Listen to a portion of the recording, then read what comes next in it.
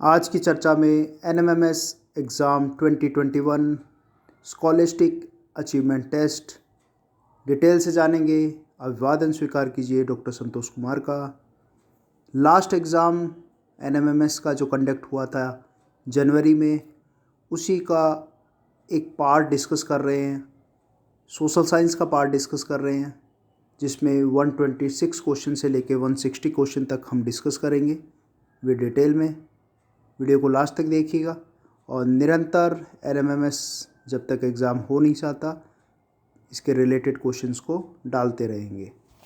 पहला क्वेश्चन आप लोगों के लिए है the example of renewable resource. Renewable resource का, नवीकरणीय ऊर्जा संसाधन का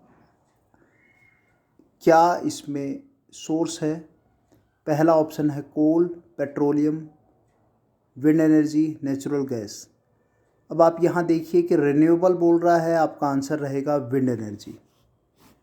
हिंदी में देखें, पवन ऊर्जा इसका सही आंसर है।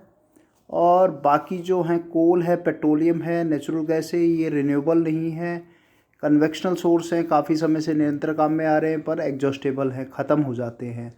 इनके जो स्रोत हैं वह सीमित हैं। ठीक है, ये ज्योग्राफी के क्वेश्चन हैं, आप ये देखेंगे बिल्कुल डिटेल चैप्टर से ही लिया गया है, ऐसा कुछ भी नहीं है। जिन्होंने फर्स्ट चैप्टर रिसोर्स पढ़ा है वहीं से क्वेश्चन को लिया गया है। सेकंड क्वेश्चन है when is water day celebrated. तो ये कई बार अक्सर कई क्वेश्चन पूछे जाते हैं। वाटर डे कब सेलिब्रेट किया जाता है? सही आंसर है 22 मार्च को ये सेलिब्रेट किया जाता है। सेकंड ऑप्शन इसका सही है 22 मार्च। बाकी जो ऑप्शन है उनको भी याद कर लीजिए। 22 अप्रैल को अर्थ डे सेलिब्रेट किया जाता है। 22 मई को international biological diversity day celebrate किया जाता है। और 22 जैन को लाइफ डे डिस्कस सेलिब्रेट किया जाता है। तो इम्पॉर्टेंट जो है, सभी डेज़ इम्पॉर्टेंट है। ओजोन डे याद रखिए 16 सितंबर को सेलिब्रेट किया जाता है। नेक्स्ट क्वेश्चन है ज्योग्राफी से ही है। Most suitable method to prevent soil erosion on steep slopes. जो ढाल वाले भाग हैं वहाँ पर सबसे बेहतरतम उपयुक्त विधि कौन सी है? इसका करेक्ट आंसर है टेरेस फार्मिंग। टेरेस फार्मिंग यहाँ पर सीढ़ी नुमा, या आप इसको वेदिका कृषि कह सकते हैं, ये सही आंसर है। Fourth is correct. The example of non metallic minerals. अधात्विक खनिजों के उदाहरण कौन से हैं? मैग्नीज धात्विक हो गया, माइका हो गया धात्विक, लेड हो गया, यहाँ पर आप सही आंसर है। गोल्ड जो है वह मेटेलिक नहीं है यहाँ पर। अगला सवाल जो चलते हैं, what is a non traditional source of energy. गैर परंपरागत ऊर्जा का, ये सब परंपरागत है। पेट्रोलियम है, कोल है, नेचुरल गैस, ये परंपरागत है, ट्रेडिशनल सोर्स है। सही आंसर है A, nuclear energy, nuclear power. Okay, renewable है। और यहाँ रिन्यूएबल की बात नहीं करेंगे क्योंकि लिमिटेड सोर्स है, पर ये नॉन ट्रेडिशनल की बात करेंगे। नॉन ट्रेडिशनल में आता है ये। The crop is known as golden fibre. जो सुनहरा रेशा किसे कहा जाता है? करेक्ट आंसर है इसका 3, जूट को सुनहरा रेशा कहा जाता है। According to census 2001-2011, how much is the average density of India's population per square kilometre? कितनी है? First is correct answer 382 persons per square kilometre. ये 2011 का सेंसस के अकॉर्डिंग है। नेक्स्ट क्वेश्चन पे चलते हैं। क्वेश्चन नंबर 133 है, what is the average height of troposphere. Troposphere की एवरेज हाइट जो है वो 13 किलोमीटर इसका करेक्ट आंसर है। 50 किलोमीटर आप स्ट्रेटोस्फेयर की लास्ट लिमिट पे चले जाते हैं। 80 किलोमीटर मेसोस्फेयर में चले जाते हैं और उससे ऊपर ये आयनोस्फेयर के बारे में दिया गया है। तो correct answer 13 kilometre. Example of local wind है, ऑप्शन में ट्रेड विंड का पूछ रहा है। चिनूक है, वेस्टर्लीज है, पोलार है। सही आंसर है चिनूक। चिनूक जो है वो रॉकीज़ पे चलती है, माउंटेन रेंजेस पे। स्नो ईटर भी इसको कहा जाता है, हिमभक्षणी कहते हैं चिनूक के बारे में। इसका अलग से एक वीडियो डाल रखा है, आप उसको भी चेक कर सकते हैं। लोकल विंड्स के नाम पे मिलेगा, आपको चेक कर लीजिएगा। What are the hot zone cyclones called in the United State of America? Hot zone cyclones यानी कि ट्रॉपिकल साइक्लोन्स का ही क्वेश्चन है, थोड़ा सा कन्वर्ट कर दिया है। हॉट जोन ट्रॉपिकल ही होते हैं। करेक्ट आंसर है हरिकेन, जो कैरिबियन सी वाले नॉर्थ अटलांटिक ओशन वाले पार्ट में डेवलप होता है। बाकी एक टोर्नाडोज़ है जो कि टेक्सास है, मिनोस्टा है, नॉर्थ डकोटा है, साउथ डकोटा है, वहाँ पर डेवलप होता है। ये बार इसका करेक्ट आंसर हरिकेन है। टाइफून जो है वो चाइना सी में डेवलप होता है, विली विली ऑस्ट्रेलिया में डेवलप होता है। तो जो भी प्रोबेबल यहाँ पर करेक्ट आंसर हरिकेन है, वेस्ट इंडीज़ वाला। ठीक है। वॉन लेक के बारे में क्वेश्चन पूछा है। Van lake is the most saline lake in the world. Turkey is the correct answer. Turkey इसकी लोकेशन है। 338 पार्ट पर 1000 इसकी सैलाइनिटी है। ये भी क्वेश्चन कई बार पूछा गया है। 137 है Kalahari desert is located in, कहाँ पर भाई? सीधा आंसर है साउथ अफ्रीका में है, बोत्सवाना वाले पार्ट में है। ठीक है, वहाँ का है, बोत्सवाना वाले रीजन में। बुशमैन यहाँ पर ट्राइब्स भी रहती हैं, कई बार उस पर भी क्वेश्चन आता है। बुशमैन कालाहारी के ही है ना। How many members are nominated by the president in Rajya Sabha? Correct answer है 12 is nominated by the Rajya Sabha. Next है, देखिए यहाँ पर मनोनीत किए जाते हैं राज्यसभा में। करेक्ट है 12 है, 12 नॉमिनेटेड बाय। ठीक है, ये आ गया।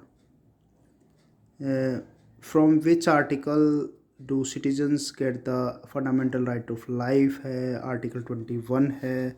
एक आर्टिकल 21A और याद कर लीजिए जो राइट टू एजुकेशन का आर्टिकल 2010 में इम्प्लीमेंट हुआ था, वो भी बड़ा इम्पोर्टेंट है। 140 पे है who has the right to interpret the constitution को भी इंटरप्रेट करने का अधिकार किसके पास है? जुडिशरी के पास है। Judiciary is the correct answer. 4th is the correct answer. 121 पे है number of constituencies of Rajasthan legislative assembly की MLA भाई कितने चुने जाते हैं constitution assembly? 200 is the correct answer. 200 इसका सही आंसर है। A is the correct answer. The constitutional head of state भाई स्टेट गवर्नमेंट का कौन होता है? कॉन्स्टिट्यूशन राज्यपाल, गवर्नर होता है। फिर है which is not a part of parliament, का हिस्सा नहीं है। यहाँ पर मैं आपको बता दूँ लोकसभा, राज्यसभा और प्रेसिडेंट मिलकर क्या बनाते हैं? पार्लियामेंट यानी कि संसद बनाते हैं। तो हिस्सा क्या नहीं है? गवर्नर नहीं है, जो स्टेट गवर्नमेंट से रिलेटेड है। When did the clean India campaign? काफ़ी बार ये सवाल पूछा है। 2 अक्टूबर 2014 इज़ द करेक्ट आंसर। रट लीजिए इसको कि 2 अक्टूबर 2014 को जो मोदी गवर्नमेंट है उसमें इसकी शुरुआत हुई थी, स्वच्छ भारत अभियान की। Okay. According census 2011 what is the female literacy percentage? Female literacy percentage यहाँ पर कर नोट कर लीजिए 52.12% है। और बाकी जो और भी कुछ डेटा है वो भी याद कर लीजिए। मेल लिटरेसी है 79.19 है और टोटल लिटरेसी ऑफ राजस्थान है 8वां नंबर है राजस्थान का 66.11 है। ओके, ये तीनों डेटा याद कर लीजिए, आप काम आ सकते हैं। Minimum age requirement for the post of governor 35 years है भाई। गवर्नर बनने की न्यूनतम आयु 35 वर्ष होती है। अगला सवाल है from the following which was the main dynasty of southern India? भाई साउथ की डायनेस्टी में बात करेंगे तो चोल डायनेस्टी जो है वो सदर्न इंडिया की है। राजेंद्र चोल, राजा राम चोल, इनके बारे में पढ़ेंगे आप। ठीक है, चोल डायनेस्टी है। Then Kanhad Dev the ruler of Jalore, ये राजस्थान के 2-3 क्वेश्चन डाले हैं। कानड़ देव है जालोर के हैं। बैटल दिवेर है, इसका सही आंसर है 1582 है। महाराणा प्रताप वाला दिवेर है, उसी में आपको ये आंसर मिलता है। What is the armies Vanguard? Armies Vanguard जो वर्ड रिलेटेड है, ये फॉरमोस्ट डिवीज़न होता है, यानी कि फ्रंट ऑफ द आर्मी कह सकते हैं, और leading part of an advancing military formation, यानी कि करेक्ट आंसर इसका 1 रहेगा। फ्रंट ऑफ द आर्मी जो सबसे आगे सेना का अग्रीय भाग, जो आगे वाला हिस्सा होता है। द फोर्ट ऑफ गागरोन है, गागरोन जो है वो झालावाड़ का है। गागरोन का दुर्ग है, जल दुर्ग के नाम से प्रसिद्ध है गागरोन का किला।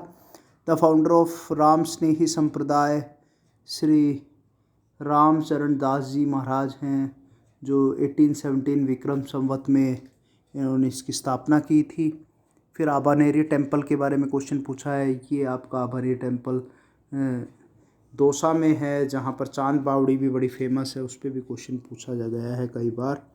154 पे चैतन्य महाप्रभु के बारे में है, जो कि चैतन्य महाप्रभु वेस्ट बंगाल के फेमस हैं, जिन्होंने वैष्णविज्म जो रिलीजन एक काल्ट बनाई थी, वैष्णविज्म की शुरुआत करते हैं। इनका जन्म 18 फरवरी 1486 को नबाब द्वीप में हुआ था और इनकी मृत्यु 14 जून 1534 को पुरी के अंदर उड़ीसा में इनकी मृत्यु हुई थी। भगवान जो कृष्ण और राधा के रूप को मानते हैं चैतन्य महाप्रभु, इनकी एक तस्वीर पुस्तकों में काफ़ी प्रसिद्ध है, वेस्ट बंगाल के लिए जाने जाते हैं। द बैटल ऑफ प्लासी है, प्लासी का जो युद्ध है वो 23 जून 1757 को हुआ था, 1757 को हुआ था 23 जून को। रॉबर्ट क्लाइव हैं और यहाँ पर सुजाउदौला है, इनके बीच में ये लड़ाई हुई थी, इसी का है 1757। और ख़ास की ये बात जो बताए यहाँ पर बंगाल, बिहार, उड़ीसा की जो रेवेन्यू कलेक्शन राइट इसको मिल गए थे, सबसे पहली ही शुरुआत है जहाँ से ब्रिटिशर्स ने इंडिया को कैप्चर करना शुरू किया था। और 1857 आते आते काफ़ी बदलाव हो गए थे। डॉक्ट्रिन ऑफ लैप्स है, राज्य विलय की नीति, जो विलय की नीति है ये डॉक्ट्रिन ऑफ लैप्स है लॉर्ड डलहौजी की है। 1859 के आसपास इसको अप्लाई किया गया था, लॉर्ड डलहौजी की है नीति। झांसी वगैरह जब इसी से डॉक्ट्रिन ऑफ लैप्स से ही हड़पे थे। द परमानेंट सेटलमेंट किसके द्वारा, स्थायी बंदोबस्त किसके द्वारा, लॉर्ड कॉर्नवालिस के थ्रू लाया गया था। कब लाया गया था? 1793 में लाया गया था। बंगाल, बिहार, उड़ीसा और कुछ नॉर्दर्न कर्नाटका का पार्ट है जहाँ पर परमानेंट सेटलमेंट को लागू किया गया था। फिर है 158 पे where was the first cotton textile mill establish भी। ये कॉटन टेक्सटाइल मिल आपकी रिसरा कलकत्ता में स्थापित की गई थी, ठीक है, कोलकाता। ये आप ये देखें, फर्स्ट कॉटन टेक्सटाइल मिल जूट की रिसरा है। कॉटन के लिए आप ये आइए, Bombay is the correct answer, इसमें नोट कर लीजिए, बॉम्बे इसका सही आंसर होगा। ए फर्स्ट करेक्ट आंसर है। When was Arya Samaj establish, ये रिसरा जो मैंने बताया कलकत्ता में, ये जूट की इंडस्ट्री थी। कॉटन के लिए बॉम्बे है, बॉम्बे में क्वासजी डाबरजी का नाम आता है, वहीं पहली स्थापित की गई थी। अराउंड 1854 का टाइम था जब इसको एस्टेब्लिश किया था बॉम्बे में कॉटन टेक्सटाइल मिल को। क्वास डाबरजी का नाम आता है इसमें फर्स्ट इंडस्ट्री में। और रिसरा जो है वो जूट इंडस्ट्री के लिए फेमस है। When was Arya Samaj establish, Arya Samaj की स्थापना ये आपकी अप्रैल 10 1875 को एस्टेब्लिश हुआ था आर्य समाज, दयानंद सरस्वती के द्वारा। गिरगांव मुंबई में इसकी स्थापना की गई थी। आर्य समाज याद रखिएगा 10 अप्रैल 1875 किसके द्वारा? दयानंद सरस्वती के द्वारा। कहाँ पर? गिरगांव मुंबई में। लास्ट क्वेश्चन है हवेली ऑफ पटवों की हवेली बड़ी प्रसिद्ध है, पीले पत्थरों से बनी हुई येलो स्टोन से। 1805 में इसको गुमान चांद पटवा ने बनवाया था। कहाँ पर? जैसलमेर में बनवाया था। अपने आर्किटेक्चर के लिए बड़ी फेमस है राजस्थान में। तो आप ये देखेंगे कि टोटल अगर हम ये सोशल साइंस वाले पार्ट को देखें तो अराउंड 15 क्वेश्चन आपको यहाँ से ज्योग्राफी के मिलते हैं, 7 क्वेश्चन आपको सिविक्स के मिल रहे हैं। बाकी रेस्ट मीनिंग आप ये देखेंगे, बाकी जो क्वेश्चन हैं वो अराउंड 7-8 क्वेश्चन आपको राजस्थान के जीके किससे मिल रहे हैं और बाकी के रेस्ट रिमेनिंग हिस्ट्री से आ रहे हैं। तो कुल मिला के रेगुलर आपको अपडेट्स मिलते रहेंगे। जो भी आपके कमेंट्स हैं ज़रूर लिखिएगा, जो भी डाउट्स हैं ज़रूर पूछिएगा और best of luck for this examination. फिर मिलेंगे। जय हिंद, नमस्कार।